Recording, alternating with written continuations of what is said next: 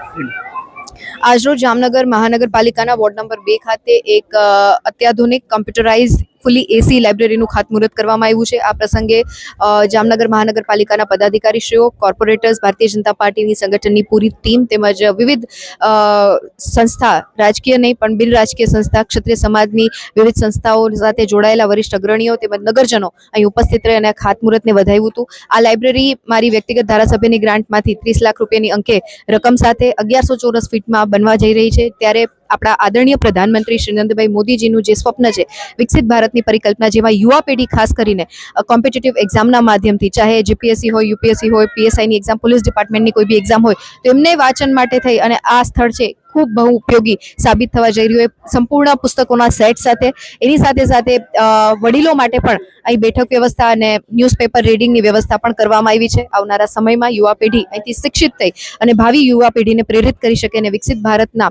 આપણા સ્વપ્નને સાકાર કરી શકે, એ જ અભ્યર્થના સાથે હું તમામ નગરજનોનો અને ખાસ કરીને વોર્ડ નંબર 2ની પૂરી ટીમ અને નગરજનોનો ખૂબ હૃદયપૂર્વકનો આભાર માનું છું. કેમ કે વિકાસના કાર્યોની સાથે, પાયાની સુવિધાની સાથે સાથે વિકાસના અલગ એક પ્રકલ્પો અને પ્રોજેક્ટ એ જામનગરને અમે આપી શકીએ એ માટે સતત અમે ચિંતિત હોઈએ ત્યારે આપ સૌનો સહકાર જે અમને મળેલો છે એ માટે હૃદયપૂર્વકનો આભાર માનું છું.